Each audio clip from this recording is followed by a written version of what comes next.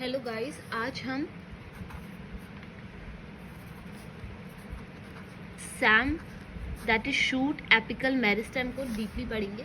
जो shoot apical meristem है वो बेसिकली जब शूट का टीएस एंड एलएस देखा गया था तो इनके अंदर ये देखा गया कि यहाँ पे स्मॉल मासेस ऑफ सेल्स जो है वहाँ पे कंबाइंड हो रहे हैं, जो फर्दर आगे चल के डिवाइड हो रहे हैं सेल डिवीजन की वजह से। जो ये मास बन रहा था इसको बोला गया था प्रोमेरिस्टेम एंड ये फर्दर डिवाइड होके 3 पार्ट्स में डिवाइड हो रहे थे, that is dermatogen, plerome and periblem. Okay, so यहाँ पे हुआ क्या, ये थ्योरी को एक्सप्लेन करा बाय दिस कॉन्सेप्ट को एक्सप्लेन करा by 3 theories, that is the apical theory, histogen theory and corpus theory, corpus tunica theory. इन 3 चीज़ों से एक्सप्लेन किया गया। तो अगर हम इसको देखें तो यहाँ पे ये बोला गया, पहली थ्योरी दैट इज जो हमारी बोलती थी एपिकल सेल थ्योरी, वो हॉफमिस्टर ने और नगेली ने उसको सपोर्ट करा था।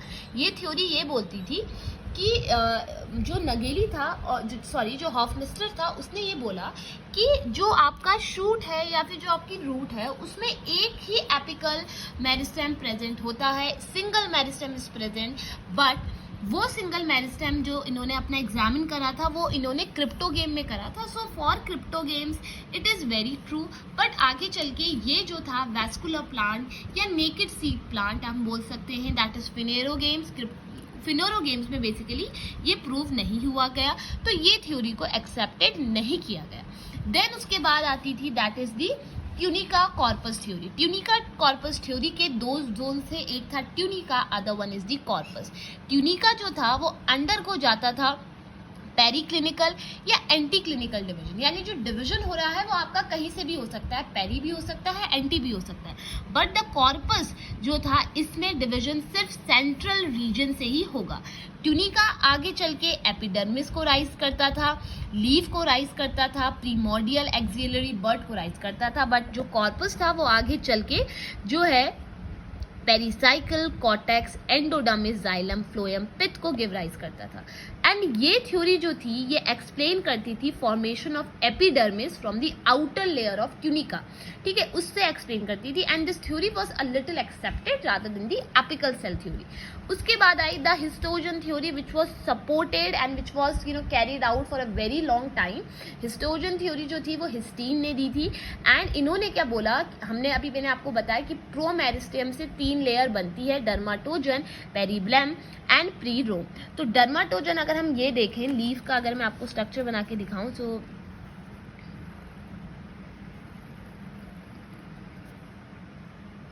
थोड़ा सा रफ बन रहा है, सो मेक श्योर कि आप समझ जाएं। ये जो है ये आपका लीफ है, देन दिस इज डर्माटोजन, यहाँ पे कुछ सेल्स होंगे, इतना जो पार्ट है वो आपका plerome, and then this one is the periblem. So जो पेरीब्लैम है this is the mid portion, plerome is the inner and the outer one is the dermatogen. ये theory did not explain the expected because of the total absence and clear distinction जो आपको दिख रहा था, that is the periblem and dermatogen. Dermatogen outer side का कहीं से लग नहीं रहा था एंड पेरीब्लैम भी। उसके बाद आई आपकी मेंटल कोड थ्योरी जो प्रोफैम एंड चैन ने दी थी। This theory explain the division in peripheral regions of shoot apical region of some angiosperm. Similar थी ट्यूनिका कॉर्पस थ्योरी से, it only states mantle is peripheral cellular regions of the shoot apex. Histogen layer theory जो डार्मर ने दी थी, and according to this theory shoot apex जो है angiosperm का वो 3 रीजन्स में है, L1, L2 एंड L3। अगर मैं आपको L1 एंड L3 का डायग्राम दिखाऊं, so this one is the L1, outer most inner middle one is L2 and the inner most one is the L3, ठीक है।